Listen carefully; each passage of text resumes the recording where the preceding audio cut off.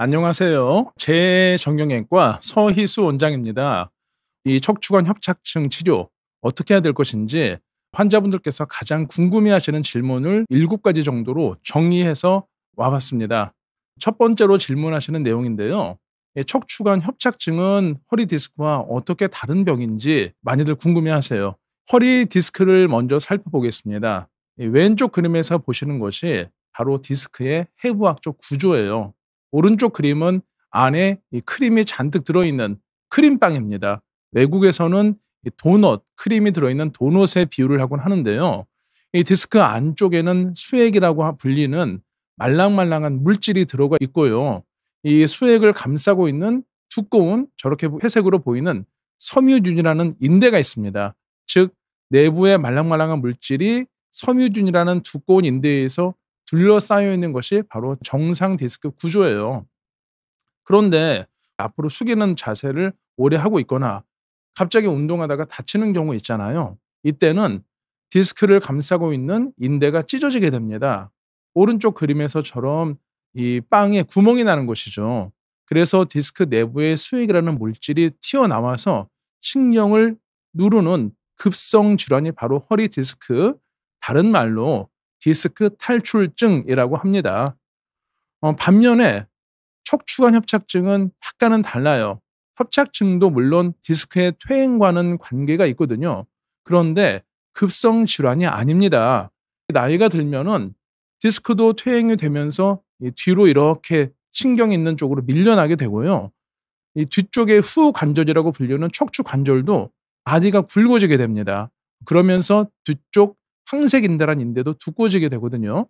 위의 그림을 보시면은 정상이고 아래가 협착증 환자분의 사진인데요. 위에는 구멍이 뭔가 뻥 뚫려 있지 않습니까? 신경관이 널찍감치 뚫려 있는데 아래 사진을 보시면 디스크도 튀어나와 있고 뒤쪽의 후관절도 두꺼워지면서 이 구멍이 이렇게 좁아지는 겁니다. 답답하겠죠? 즉, 이 협착증은 신경이 지나가는 통로 자체가 좁아지면서 신경의 이 목이 졸리는 증상이다. 이렇게 이해하시면 되겠습니다. 생각해보면 일반적인 병은 가만히 있거나 움직일 때 다 아파야 되는데 왜 협착 다들 첫마디 하시는 게 있으세요. 가만히 있을 땐 안 아프다.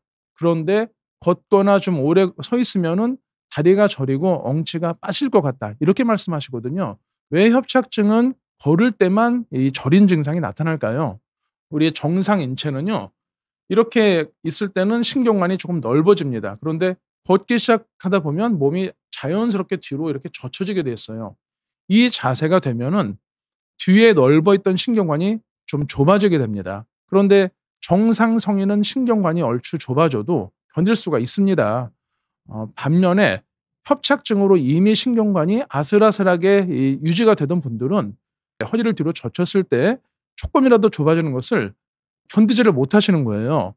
왼쪽 그림에서 보시면은 이렇게 허리를 뒤로 젖히면 신경관이 이 디스크에도 압박을 받고 뒤에 인대도 쭈글쭈글해지면서 좁아져 신경이 눌리는 것을 볼 수 있거든요.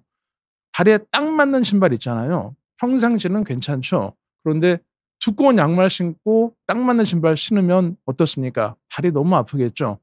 협착증 환자분들도 마찬가지입니다. 뒤로 젖히는 자세, 즉 오래 걷거나 오래 서 있는 자세가 되면 신경관이 좁아지면서 다리가 저린 증상이 나타나는 것이에요. 이때는 본능적으로 몸을 앞으로 숙이게 됩니다. 그러면은 신경관이 해부학적으로 일시적으로 조금 좁아지게 되면서 숨통이 트이는 것이에요.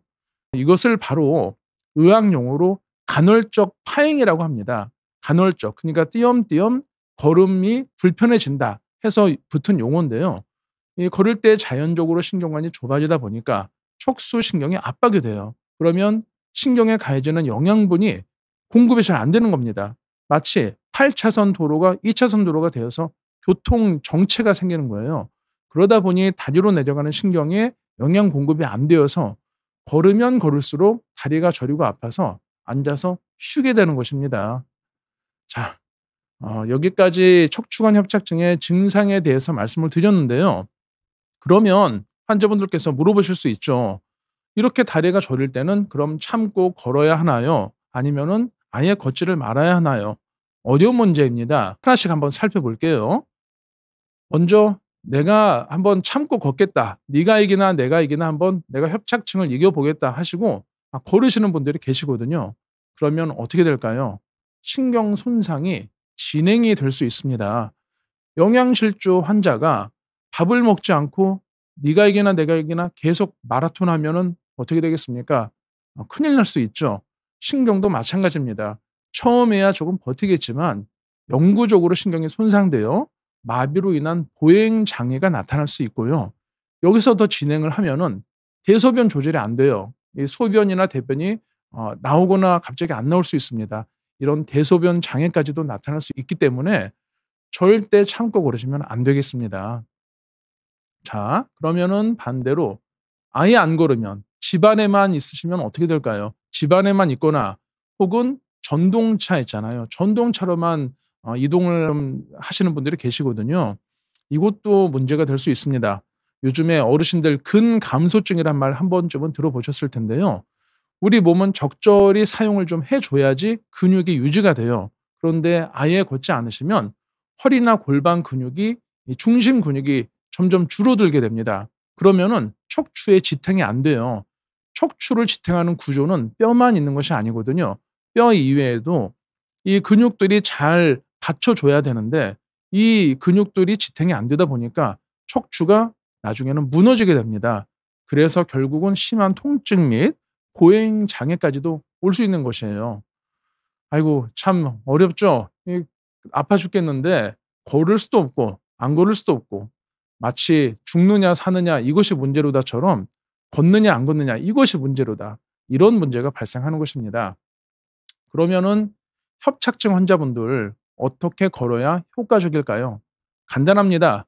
조금 짧게 걷다가 저리면은 좀 쉬었다가 다시 걷는 거예요. 이렇게 좀 걸었다가 쉬었다가를 반복하셔서 나눠서 걷는 것이 핵심 포인트입니다. 너무 안 걸어도 안 되고 증상이 생기기 전까지만 좀 적당히 걸어서 근감소증을 예방하는 것이죠.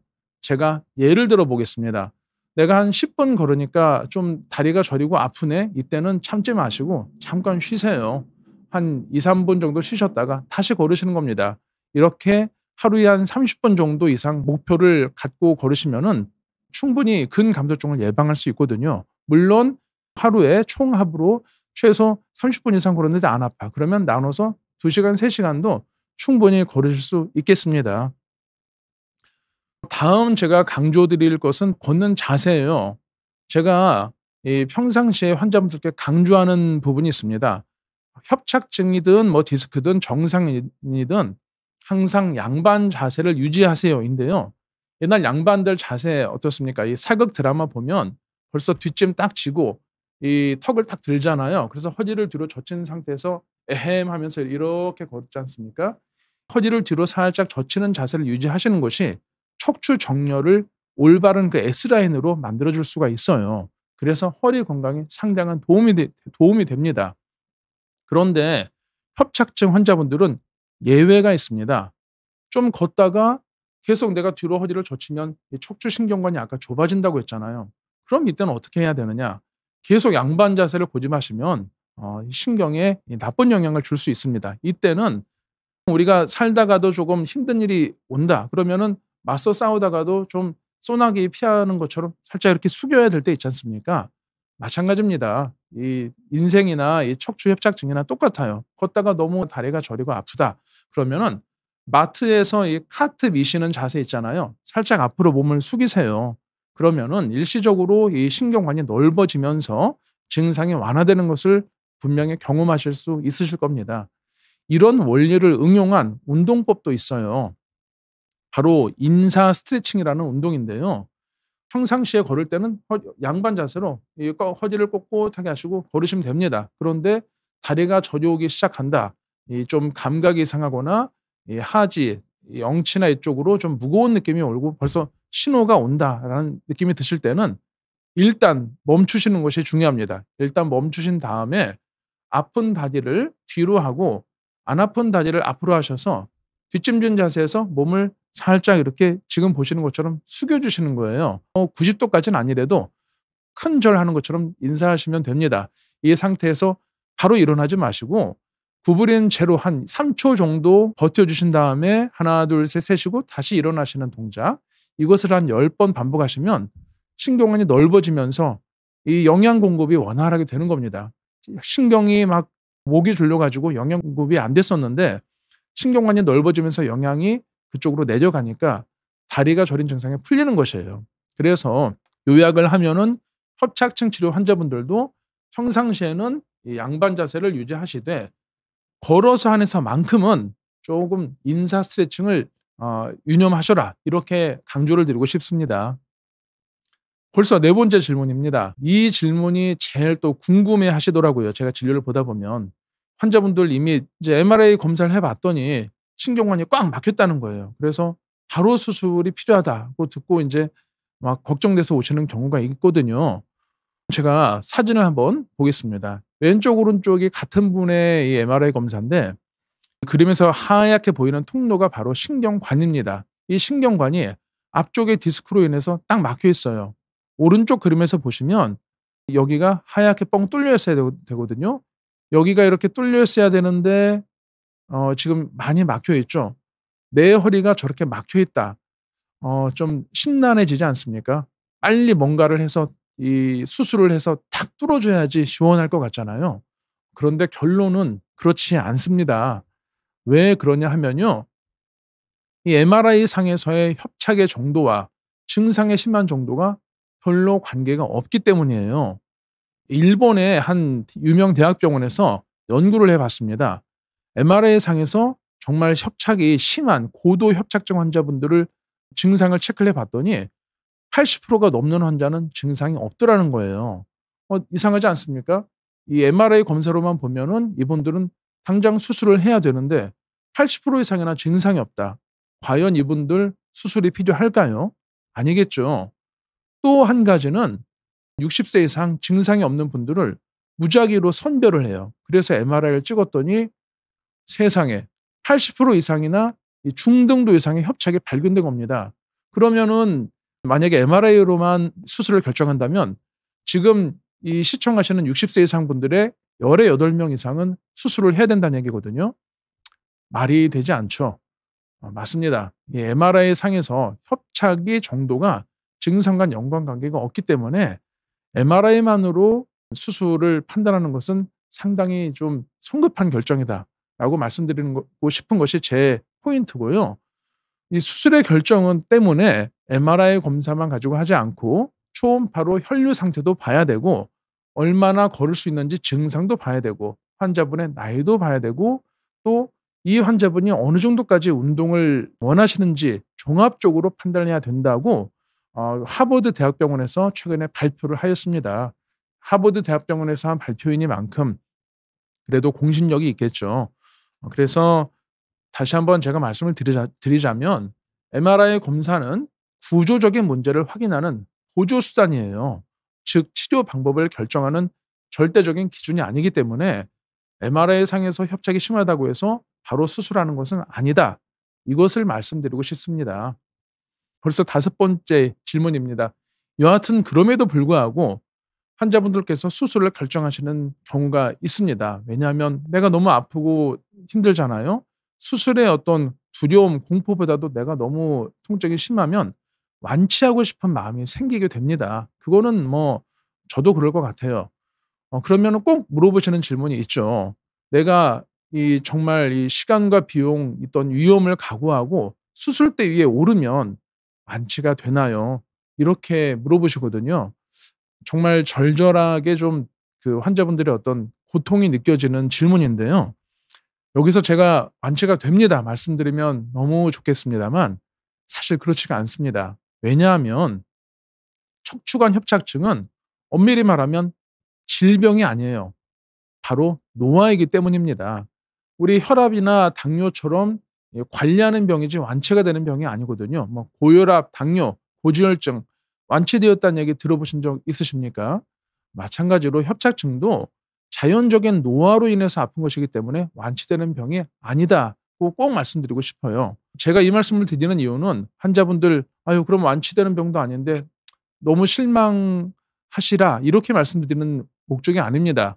이 이유는 수술을 해도 뭐 시술을 해도 어떤 치료를 하든 간에 완치되는 병이 아니기 때문에 성급하게 결정하면 안 된다는 것이에요. 이 수술은 장점도 있지만 분명히 후유증이나 합병증도 어느 정도 각오는 해야 되는 부분이거든요. 따라서 완치되는 병이 아닌데 완치를 기대해서 수술했다가 후유증이나 합병증이 생기면 너무 의사와 환자 모두 속상하지 않습니까? 그래서 수술은 신중하게 결정하셔라라는 의도에서 말씀을 드리는 겁니다. 이 완치가 안 된다고 실망하지 않으셨으면 좋겠어요. 충분히 관리가 될 수 있거든요. 자, 그렇다면 먼저 이 환자분들께서 또 많이 물어보시는 수술을 한 번씩 살펴보겠습니다. 도대체 어떤 후유증이나 부작용이 있길래 수술을 신중하게 결정해야 되는지 바로 이 점을 짚고 넘어가려고 하는데요. 황색인대 절제술이라는 방법이 있습니다. 요즘 많이 하는 수술이에요. 이 황색인대란 것은 척추뼈를 딱 양쪽에서 잡아주고 있는 아주 두꺼운 인대입니다. 정말 두꺼워요. 이제 나이가 드셔서 협착증이 되면은 디스크 간격이 좁아지게 되거든요. 그럼 척추뼈와 뼈 사이가 좁아지게 되면서 인대 자체가 두꺼워지는 것이 아니라 쭈글쭈글해집니다. 마치 커튼 이렇게 접는 것처럼 쭈글쭈글해지면서 앞에 있는 신경을 누르게 돼요. 그래서 이 협착을 일으킨다고 생각을 하기 때문에 황색인대를 제거하는 수술을 하는 경우가 종종 있거든요. 이 척추 내시경을 통해서요. 그러면은 어떻게 될까요? 오른쪽 그림에서 보시는 것처럼 뒤에서 누르는 인대, 그 접혀 있는 인대를 제거를 하기 때문에 일시적으로 좀 편해지죠. 그런데 이 장기적인 문제가 생깁니다. 바로 이 황색인대는 척추를 지지하는 이 지탱하는 구조물인데 신경을 누른다고 해서 제거를 한다면 척추가 어떻게 될까요? 불안정해집니다.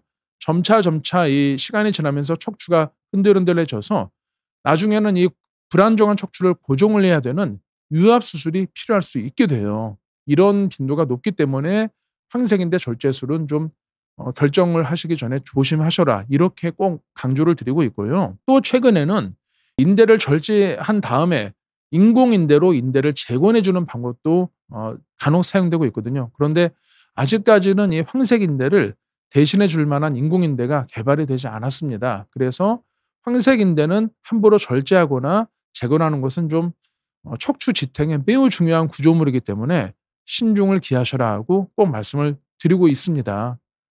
그다음 수술로는 척추 유압 수술을 말씀드릴 수 있는데요. 유압 수술, 바로 뼈와 뼈를 나사로 딱 고정해 주는 겁니다. 사이에 금속물을 집어넣어서 척추뼈가 주저앉지 않도록 강제로 나사로 이렇게 넓혀주는 그런 수술인데요. 이렇게 하면은 이제 좀 확실하게 되는 거 아니냐 말씀을 많이 하세요. 장점은 좁아있던 구멍이 나사로 확 억지로 넓혀주는 거기 때문에 넓어집니다. 그래서 증상이 완화될 수 있는데요. 장기적으로는 재수술의 위험이 올라가게 돼요. 이것을 인접마디 증후군이라고 하거든요. 인접한 마디에서 디스크가 빨리 망가지게 되어서 결국은 윗마디와 아랫마디를 계속 더 수술을 하게 돼야 된다는 뜻입니다. 오른쪽 그림 보시면은 처음에는 두 마디 수술을 했는데 바로 옆에 그림 보시면 한 마디가 더 올라갔어요. 나중에 재수술을 해가지고. 왜 이런 일이 발생을 하느냐? 제가 예를 들어 보겠습니다. 허리뼈가 5개거든요. 우리 손가락도 5개지 않습니까? 이 5명이 열심히 일을 하고 있는데 두 번째와 세 번째 녀석이 속을 썩여요. 그래서 아유 이놈들 너희들은 일도 하지 말고 저기 가서 손 들고 서 있어. 해서 딱 두 마디를 고정을 하는 겁니다.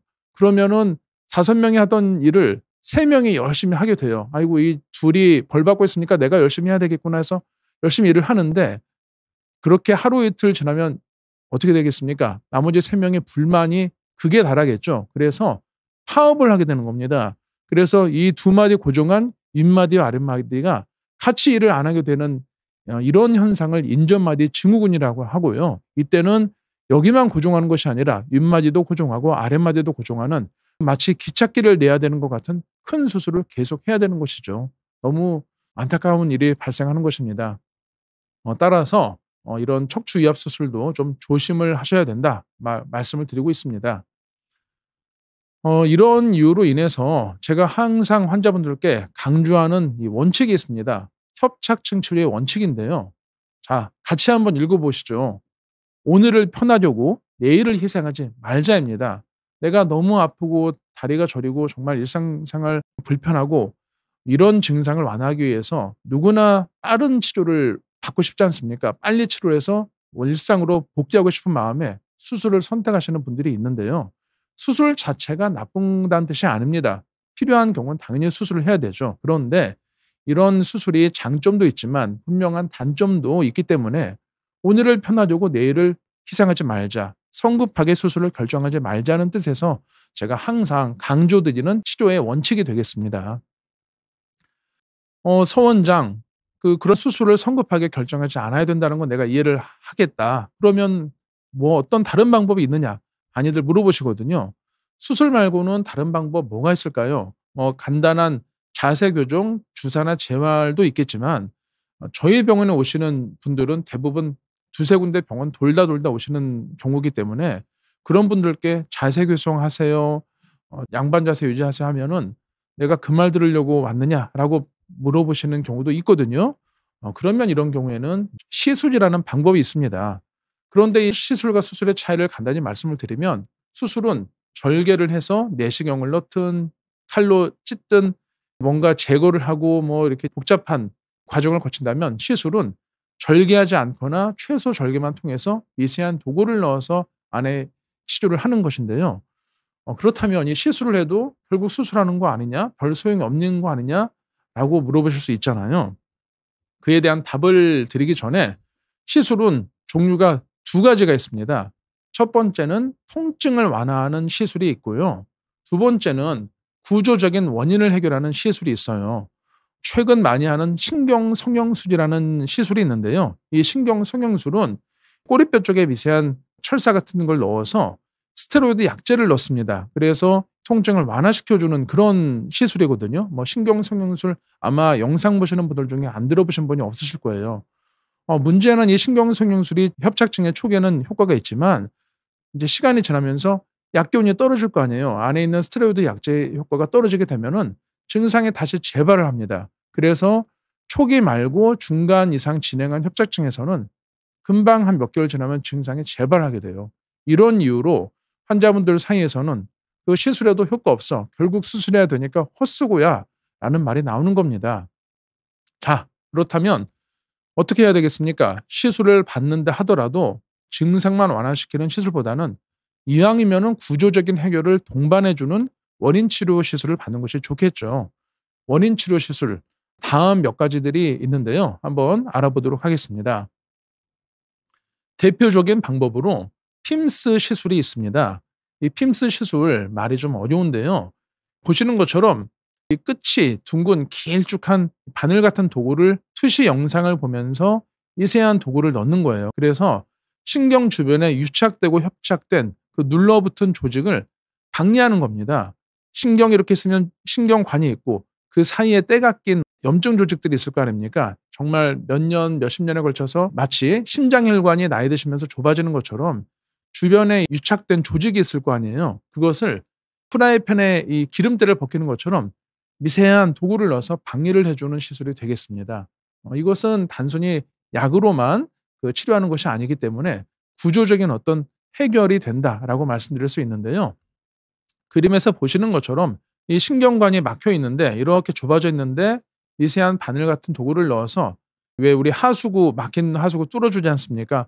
이렇게 좀 유착을 풀어주는 그런 원리의 시술이다. 이렇게 이해하시면 되겠고요. 또 두 번째 방법으로는 황색인대 박리술이 있어요. 이상하다.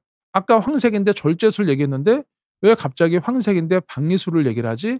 라고 물어보실 수 있는데요. 이 황색인대 박리술은 두꺼워진 황색인대를 절제하는 것이 아니라 그림에서처럼 박리만 해줍니다. 그래서 신경관은 넓어지되 그 인대는 보존해주는 장점이 있겠다. 이렇게 이해하시면 되겠고요. 또 하나로 말씀드릴 것은 디스크 보건술이 있어요. 아까 맨 처음에 허리 디스크와 척추관 협착증은 좀 다른 병입니다라고 말씀을 드렸는데요. 사실 근본 원인은 디스크의 퇴행성 변화입니다. 나이가 드시면서 디스크가 주저앉다 보니까 척추뼈 사이에 이 신경관의 이 간격도 좁아져서 신경이 눌리는 것이거든요. 그래서 이 최근에는 디스크에 어떤 특별한 물질을 주입을 해서 디스크 높이를 원래대로 복원을 한다. 그래서 좁아진 신경관을 넓혀주는 디스크 복원술이라는 치료도 이용이 되고 있습니다. 결과적으로 시술을 해도 결국 수술해야 하나요? 라는 답은 아니다. 시술도 수술처럼 치료 목적으로 하는 것이기 때문에 무조건 수술로 이어지지 않는다가 답인데요. 단 전제 조건은 통증 치료가 아니라 원인 치료가 되는 시술을 하셔야 된다고 말씀드릴 수 있겠습니다. 그렇다면 도대체 수술은 언제 필요한가요? 결국 수술을 해야 되는 분들도 분명히 있거든요.